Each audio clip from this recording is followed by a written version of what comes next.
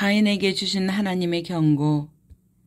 내가 선을 행하며 어찌 낯을 들지 못하겠느냐. 선을 행하지 아니하면 쥐가 문에 엎드려 있느니라. 쥐가 너를 원하나 너는 쥐를 다스릴지니라. 창세기 4장 7절 말씀. 핵심 이해하기. 하와는 큰아들 가인이 태어났을 때 큰 기대와 소망으로 가득 찼다. 사실 하와는 하나님께서 자신이 약속하신 구원을 가인을 통하여 가졌다. 주실 것으로 기대했다. 그러나 내가 여호와로 말미암아 아들을 얻었다. 하와의 고백은 바로 이 기대를 표현한 것이다. 가인은 가인의 이 뜻과 의미를 담은 이름이다. 이 기대는 머지않아 실망과 절망으로 바꾸었다.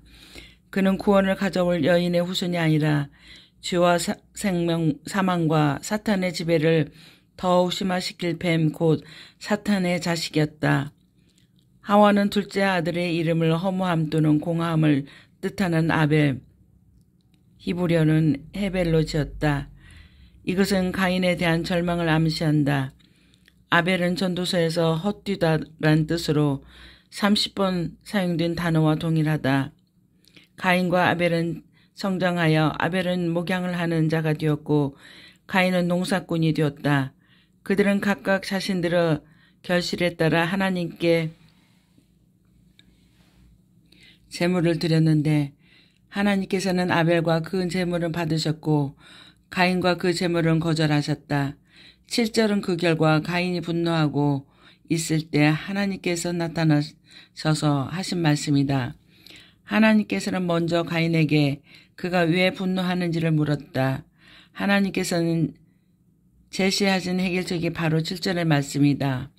오랫동안 사람들은 하나님께서 가인의 제물을 받지 않은 제물 자체에 문제가 있어서라고 생각해왔다. 다시 말해서 가인과 아벨과 같이 피 제사는 드려야 했는데 피 흘림이 없는 제사를 드렸기 때문에 하나님께서 받지 않으셨다는 것이다. 그러나 이것은 문제의 핵심에 대한 바른 이해가 아니다. 첫째, 가인과 아벨은 각기 직업에 따라 드렸다. 둘째, 각기 하나님께 드린 제물은 희생 제물이 아니라 감사의 제물이었다. 셋째, 아직 희생 제사의 제도가 확립되지 않았다. 넷째, 아벨과 그의 제물, 가인과 그의 제물이란 표현은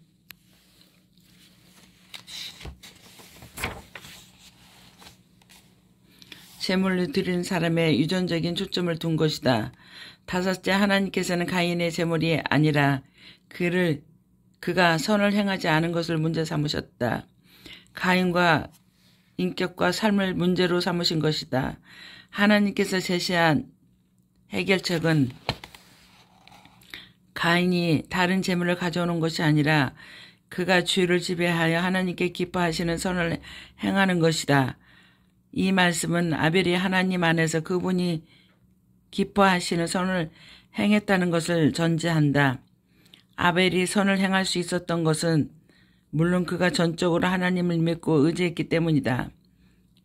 죄의 지배를 받아 악을 선행하는 가인의 삶은 믿음으로 선을 행하는 아벨의 삶과 정반대였다. 가인이 하나님께서 주신 권고를 무시하고 아벨을 들판에서 살해한 것은 그가 죄의 지배를 받는 종으로 살았음을 결정적으로 보여준다. 이 기록은 애굽에서 나와 광야 생활을 하는 가운데 각종 희생제사 제도를 소개받은 이스라엘 백성에게 하나님께서 원하시는 것이 무엇인지 너무나 분명하게 보여준다. 제물의 가치는 제물 자체에 의하여 결정되는 것이 아니라 그것을 하나님께 드리는 사람의 인격과 구별된 삶에 의하여 결정된다. 물론 하나님께서 기뻐하시는 바른 인격과 삶은 오직 믿음으로만 가능하다. 이스라엘 백성이 하나님께서 주신 이 교훈을 제대로 이해했다면 희생제사 제도를 남용하고 온갖 죄 가운데 빠져 사는 불행을 피할 수 있었을 것이다. 하지만 애석하게도 구약 이스라엘의 백성은 각종 재물을 넘치게 드렸음에도 불구하고 불의와 죄 가운데서 떠나지 않았다. 한마디 기도. 우리가 믿음으로 하나님께 기뻐하시는 거룩한 삶을 살면서 하나님을 경배하게 하소서. 아멘.